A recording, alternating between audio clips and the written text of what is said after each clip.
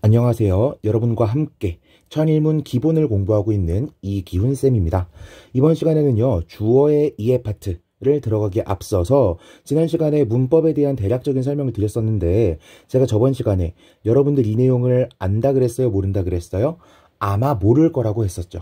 그래서 이번 시간에는 여기에 해당하는 내용 중에서 제가 챕터를 나가면서 각각을 설명하긴 할 건데 이걸 미리 알고 있지 않으면 앞으로의 내용을 공부하는 게 좀 힘들겠다 싶은 내용들을 다시 한번 다루고 지나가려고 합니다. 자, 그래서 오늘 다룰 내용은요, 무엇이냐? 준동사라고 하는 친구예요. 뭐라고? 준동사. 문법 시간에 준동사를 배운 사람들은 이걸 좀 이해하기가 쉬울 텐데 그런 것들을 공부하지 않은 사람들을 가정하고 설명드리는 거니까 만약 이 내용이 필요 없다 싶으신 분들은 바로 다음 강으로 넘어가셔도 상관이 없겠습니다. 아시겠죠? 자, 일단 준동사라고 하는 이름부터 한번 보자고요. 준동사. 동사 앞에 뭐가 붙어 있어요? 준자가 붙어 있죠. 그렇다면 얘는 무슨 뜻일까? 자, 우리가 회원을 말할 때, 회원이라는 걸 말할 때 정회원이 있고 준회원이 있잖아요. 그쵸? 정회원은 뭐고 준회원은 뭐야? 정회원은 말 그대로 진짜 회원인 거고요. 준회원은 회원인데 뭔가 조금 자격이 좀 덜 되는 것 같은 친구들, 이런 애들 보고 우리가 준회원이라고 부르잖아요. 준동사도 마찬가지입니다. 동사랑 비슷한데 얘가 100% 동사냐? 그건 좀 아닌 것 같은 친구들, 이런 애들을 가리켜서 준동사라고 불러요. 자, 그런데 이런 준동사에는 종류가 크게 세 가지가 있습니다. 종류부터 먼저 적어볼게요. 준동사에는 첫 번째 투부정사가 있고요. 두 번째 분사라고 하는 친구가 있고요. 세 번째 동명사라고 하는 친구가 있습니다. 오케이. 자, 그런데 여기에서 여러분이 집중적으로 보셔야 될 거는요, 바로 이 부정사, 투부정사라고 하는 친구예요. 왠지 한번 볼게요. 자, 투부정사라고 하는 친구는요, 엄청나게 옛날부터 쓰이던 말이에요. 오케이? 이게 팩트인지 아닌지를 따지지 마시고 제 설명을 따라오는 겁니다. 투부정사는 아주 옛날부터 쓰이던 말이야. 그러면 여러분, 옛날부터 쓰이던 말은 딱 들었을 때 되게 유쾌해요? 아니면 틀딱 같고 불쾌해요? 틀딱 같고 불쾌하죠. 이 느낌 잘 가져가셔야 되는 겁니다. 그리고 하나 더, 옛날부터 쓰이던 말이라는 점에서 우리가 굉장히 중요한 포인트를 하나 알 수 있어요. 예를 들면 이런 겁니다. 자, 제가 지금 뭘 그리고 있는 건지 한번 보세요. 졸라맨이죠. 이렇게 그림 뭐예요? 이렇게까지 그림을 알아볼라나?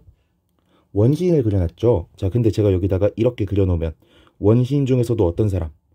족장 정도가 될 거라는 걸 알고 있겠네. 자, 반면에 제가 작년에 이거 설명할 때는 다른 사람 이름을 꺼냈었는데 재작년에는, 자, 윤석열 대통령이 있습니다. 윤석열 대통령이 이렇게 있어요. 자, 그렇다면 비교를 해보자고요. 옛날 추장이요, 이런 말 할 수 있었을까? 저놈 죽여.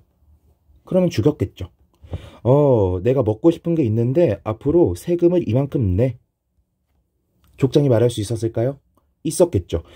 앞으로 내가 이런 규칙을 만들 거야. 앞으로 이 규칙대로 살고 이 규칙 어기면 사형이야. 이렇게 규칙도 만들 수 있었을까요?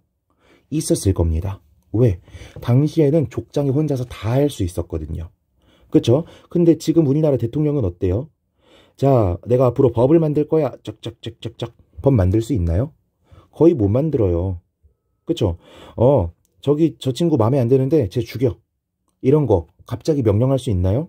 이런 것도 명령할 수가 없습니다.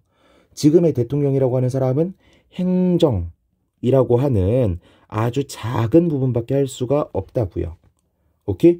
법은 누가 만들어? 국회에서 만들고요. 뭐 사형 선고는 윤석열 대통령이 할 수도 있겠지만 실행은 판결 같은 건 어디서 내려요? 사법부, 법원에서 내리는 거잖아요.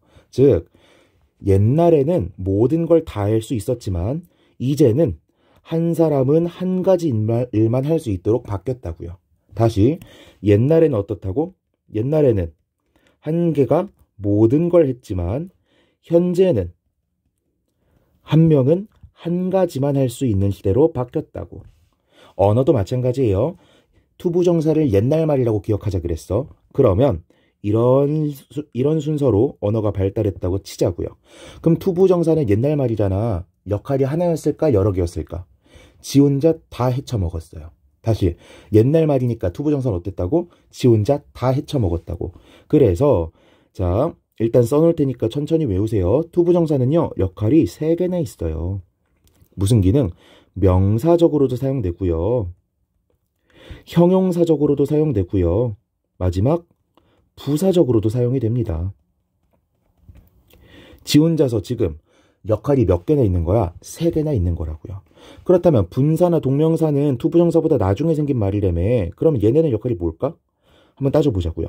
자, 동명사부터 볼게요. 이름이 쉬우니까. 동명사에 명사가 붙어있네? 그럼 얘는 무슨 정용법밖에 없을까요? 명사적 용법밖에 없겠죠. 오케이? 자, 그리고 분사를 한번 보자고요. 보니까 명사적 용법은 동명사가 가져갔어. 근데 부사적 용법은 중요할까 별로 안 중요할까? 별로 안 중요하지 않을까요? 왜? 부사는 문장 성분으로 쓰인다 그랬어? 안 쓰인다 그랬어? 안 쓰인다 그랬잖아요. 그러면 부사는 별로 안 중요해. 그럼 분사는 무슨 정 용법을 가져가는 게 좋을까? 형용사적 용법을 가져가는 게 좋겠죠. 그래서 분사는 형용사적 용법으로만 사용이 됩니다. 자, 여러분이 결국 외우시게 될 표는 바로 이거예요. 투부정사는 명사적, 형용사적, 부사적 용법으로 쓰이고 분사는 형용사적, 동명사는 명사적 용법으로 쓰인다. 이걸 기억하시게 될 겁니다. 자, 그렇다면 명사적, 형용사적, 부사적 이게 다 뭔 소리야? 한번 봅시다. 자, 우리가 품사와 문장 성분이란 걸 배웠어요. 품사와 문장 성분. 제가 이거는 반복해서 외우셔야 된다고 말씀을 드렸었죠. 품사의 종류에는 크게 몇 가지가 있다 그랬지? 4가지가 있다 그랬고 문장 성분도 총 몇 가지? 4가지가 있다 그랬어. 자, 한번 나열해 보자고요. 품사 뭐뭐 있었어요? 명사, 동사, 형용사, 부사가 있었죠. 문장 성분엔 뭐가 있었어요? 주어, 수어, 동사, 목적어, 보어 이렇게 4개가 있었어. 자, 그러면 제가 특정 품사는 특정 문장 성분으로만 쓰일 수 있다. 특정 품사는 특정한 문장 성분 자리에만 갈 수 있다라고 했었어요. 기억나시죠? 자, 한번 맞춰봅시다. 명사는 어느 자리 들어갈 수 있다고? 주어, 목적어, 보어 자리 들어갈 수 있다고. 주, 목, 보어 자리 들어갈 수 있다고. 이거 외우셔야 됩니다. 동사는 어느 자리 들어갈 수 있다고? 동사 자리에만 들어갈 수 있다고. 그래서 원래는 술어라고 부르는 게 맞는데 술어 자리에 누구밖에 못 간다고? 동사밖에 못 간다고. 그래서 우리가 술어 동사 혹은 그냥 동사라고만 부르기도 한다고요. 됐죠? 형용사는 어느 자리 들어간다고? 보어 자리 들어간다고. 부사는 어느 자리 들어간다고? 아무데도 못 들어간다고. 됐죠? 자, 그러면 이제는 알 수 있는 겁니다. 자, 제가 지금 준동사의 종류를 말하면서 투부정사, 분사, 동명사란 게 있다고 했고 각각마다 뭔가 역할이 있다라 그랬어요. 그쵸? 그런데 이 역할의 이름들을 보니까 전부 다 뭐예요? 명사적, 형용사적, 부사적 전부 다 품사의 이름을 따가지고 있죠. 즉 준동사라고 하는 건 뭐야? 준동사라고 하는 건 동사를 다른 품사로 바꾸는 게 준동사다라는 걸 알 수가 있는 거예요. 다시 동사를 뭘로 바꾼다? 다른 품사로 바꾸는 게 준동사다. 됐죠? 그렇다면 다른 품사로 왜 바꿔야 될까? 뭔 필요가 있길래 다른 품사로 바꾸고 있는 걸까요? 자, 지금 제가 품사랑 같이 설명한 게 뭐였어요? 문장 성분이라고 하는 거였죠. 왜? 각 품사마다 들어갈 수 있는 자리가 정해져 있으니까. 그쵸? 그렇다면 굳이 동사를 다른 품사로 바꾸는 이유가 뭘까요? 동사는 지금 문장 성분 중에서 어느 자리에밖에 못 들어가? 수어 동사 자리에밖에 못 들어가잖아. 그런데 동사의 뜻은 가지고 있으면서 그 동사를 다른 자리에 써먹고 싶은 거예요. 예를 들면 주어, 목적어, 보어 같은. 오케이? 주어 자리에 들어가려면 무슨 품사만 가능하다고요? 명사만 가능하다고요. 쏘리. 명사만 가능하다고. 목적어 자리에 들어가면 뭐만 가능하다고? 명사만 가능하다고. 보어 자리에 들어가려면 뭐만 가능하다고? 명사나 형용사만 가능하다고요.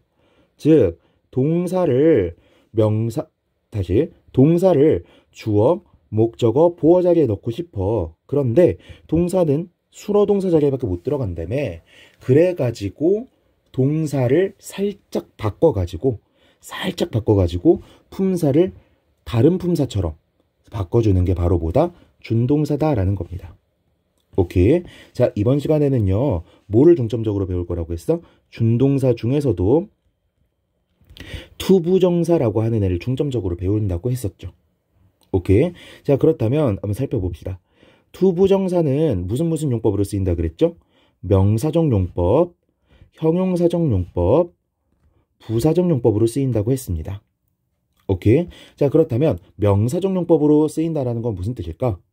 일단 명사적 용법으로 쓰인다는 건 문장 성분 어디 들어갈 수 있다는 거예요. 주어, 목적어, 보어 자리에 들어갈 수 있다는 거죠. 이거 외우셔야 돼요. 자, 형용사적 용법으로 쓰인다는 건 무슨 역할을 할 수 있다는 거야? 기본적으로 보어 자리에도 들어갈 수 있을 거고, 형용사라고 하는 것 자체가 수식어니까 수식어로도 사용이 되겠네요. 부사적 용법으로 사용된다는 건 부사는 문장 성분으로 안 쓰이죠. 그러니까 얘는 무슨 역할을 하겠다? 수식어 역할을 하겠다 라는 걸 알 수가 있겠습니다. 됐죠? 자, 그렇다면 명사적 용법으로 사용된 투부정사는 뭐라고 해석이 되느냐? 뭐뭐하는 것, 뭐뭐하기 정도로 해석이 될 겁니다. 그리고요, 형용사적 용법으로 사용되는 애는요, 뭐뭐할, 뭐뭐하는 정도로 해석이 될 거고요. 부사적 용법 같은 경우에는요, 뜻이 너무 많아요. 너무 많아서 제가 일단 몇 개만 설명드릴 겁니다. 일단 이것만 먼저 기억하시는 거예요. 첫 번째, 뭐뭐하기 위해서. 이게 가장 많이 쓰인다고 생각하시면 되고요. 두 번째, 뭐뭐해서. 이 두 가지만 먼저 외워놓도록 하겠습니다. 아시겠죠? 자, 그렇다면 이 투부정사라고 하는 건 어떤 식으로 생겼길래 투부정사라고 불리느냐? 자, 제가 지금 약자로 쓸 때도 투 다음에 동사를 써놨죠. 그대로입니다. 투 플러스 동사 원형꼴. 이게 투부정사예요. 어렵지 않죠? 투 다음에 뭐만 붙이면 된다? 동사 원형만 붙이면 된다라는 겁니다. 됐죠?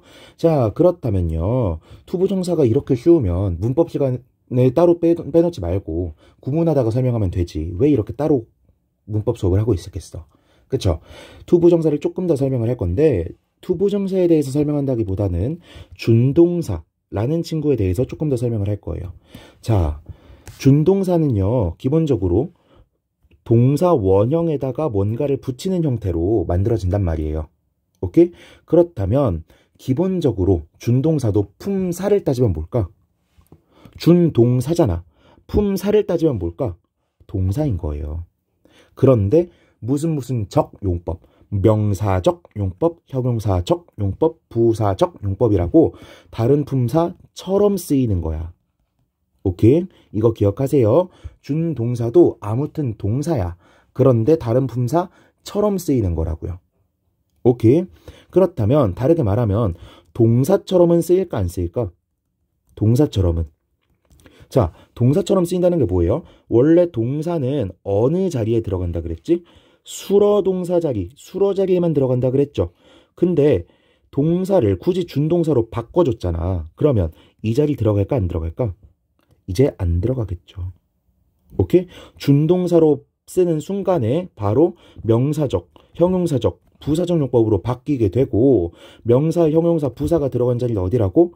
주어, 목적어, 보어, 그리고 수식어 자리. 이렇게 네 자리밖에 못 들어가게 된다고요. 이게 첫 번째 특징. 두 번째, 동사는요, 기본적으로 누구의 수식을 받죠? 동사는 부사의 수식을 받죠. 그렇다면 제가 이렇게 투부정사를 썼어요. 얘는 앞으로 누구의 수식을 받게 될까? 부사의 수식을 받게 될 겁니다.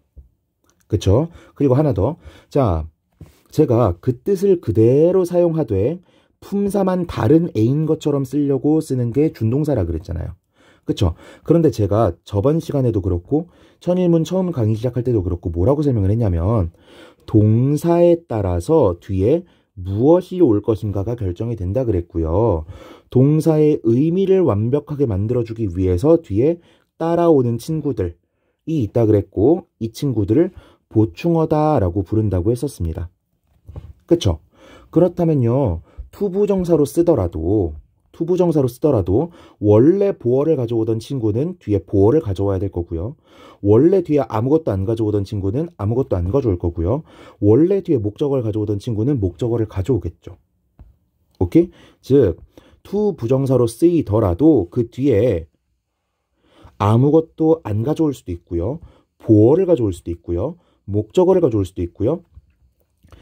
목적어, 즉 사형식으로 쓰일 수도 있고 목적어, 목적, 보어, 오형식으로도 쓰일 수가 있다라는 겁니다. 오케이? 투부정사, 즉 준동사로 쓰더라도 뒤에 달고 왔어야 되는 친구들은 그대로 달고 올 거라고요. 오케이? 하나 더. 우리 모든 문장에 뭐랑 뭐가 있다 그랬죠? 주어와 동사가 있다 그랬죠. 그래서 이렇게 생각해보면 어때요? 모든 문장에 가장 중요한 게 동사잖아. 그런데 이 동사가 달고 오는 게 뒤에 보충어도 있지만 앞에 주어도 있다. 즉 주어를 누가 달고 오는 거다? 동사가 달고 오는 거다 라고 생각할 수도 있는 거잖아요. 그쵸? 그렇다면 준동사도 아무튼 동사라며. 그렇다면 얘도 주어를 달고 올 수가 있겠죠. 오케이? 그래서 투부정사는요. 주어를 달고 올 수 있습니다. 그런데 그냥 주어를 달고 오면 그건 동사가 하는 거잖아. 얘는 진짜 동사가 아니라 이제는 가짜가 돼버린 준동사라고 했죠. 그러면 완벽한 주어를 가져올 수는 없어. 그래서 뜻만 주어인 애, 의미상 주어라는 걸 달고 오게 될 겁니다. 오케이? 그런데 제가 모든 문장에는 주어와 동사가 있다 그랬죠. 진짜 동사는 진짜 주어를 달고 와야만 한다 그랬죠. 그런데 준동사는요, 이제 가짜잖아. 어느 정도는 동사의 힘을 잃어버렸단 말이야. 그렇다면 의미상 주어를 꼭 눈에 보이게 달고 있어야 될까요? 아니면은 당연히 있겠지. 근데 내가 굳이 얘를 보여주진 않을 거야. 이렇게도 쓸 수 있을까? 당연히 안 보여줄 수도 있으니까 이렇게 말하는 거겠죠. 즉 투부정사는 항상 의미상 주어를 가지고는 있습니다. 그런데 눈에 보일 때도 있고요. 눈에 보이지 않을 때도 있어요.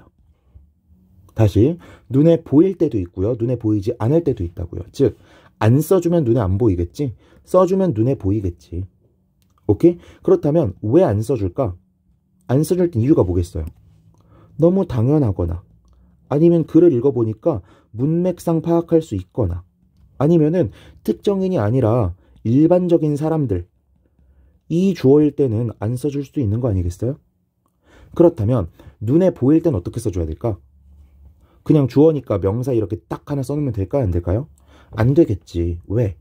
얘는 이제 진짜 완벽한 동사야? 아니면 반쯤은 동사가 아니야?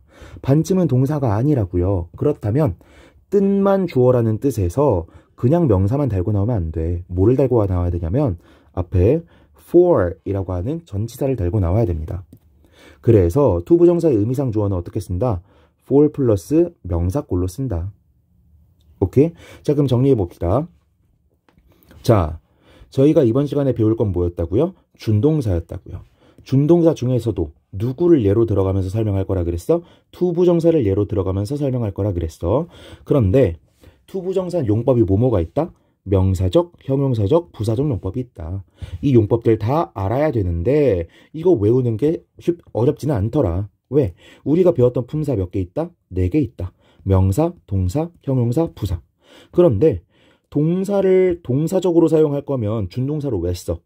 안 쓸 거 아니에요. 그러니까 준동사에 동사적 용법 같은 건 없겠다. 그렇다면 나머지 품사들이 뭐뭐 있는데 명사, 형용사, 부사가 있죠. 명사적 용법, 형용사적 용법, 부사적 용법. 어렵지 않네. 그쵸?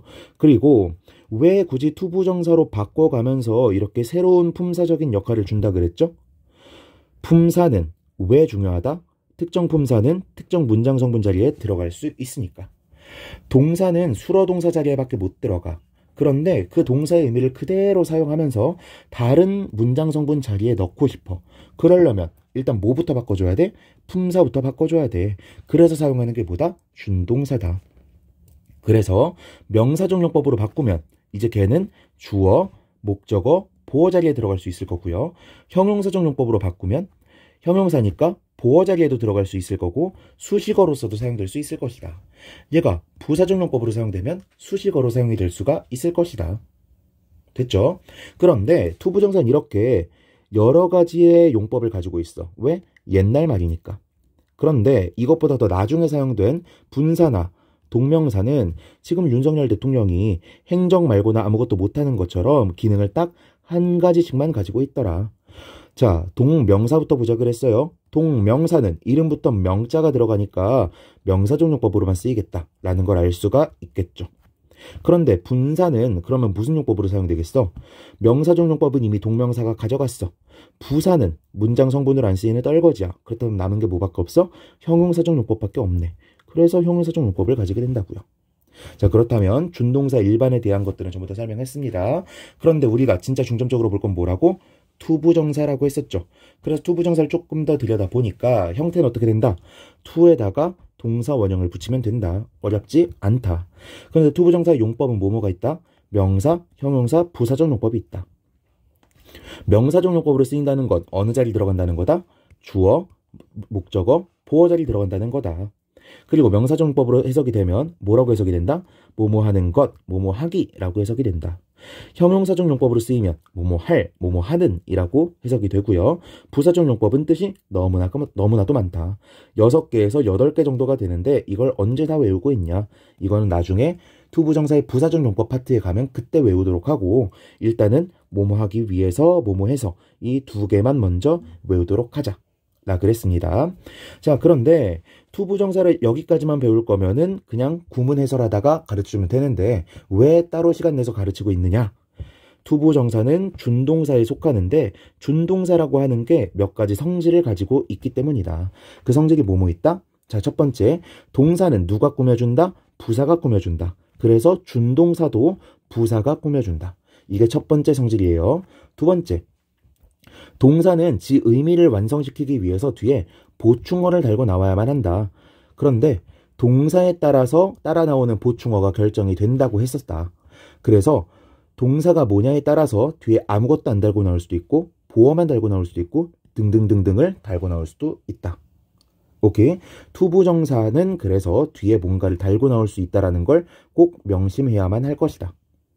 그런데 모든 문장에는 주어와 동사가 있어야 된다 그랬다. 그런데 준동사도 어쨌든 동사적인 성질을 가지고 있으니까 주어를 꼭 달고 나와야 된다.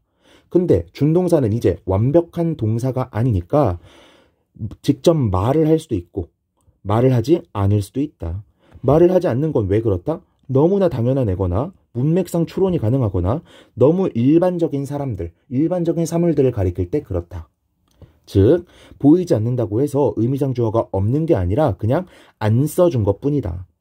그런데 만약에 굳이 써주려고 해. 그럼 어떻게 해야 된다? 그냥 명사만 갖다 놓으면 안 된다. 왜? 그냥 명사만 갖다 놓고서 주어로 쓰는 건 진짜 동사가 하는 일이니까. 가짜 동사가 돼버린 준동사는 이제 어떻게 해야 된다? 명사에 for를 붙여가지고 써줘야 된다.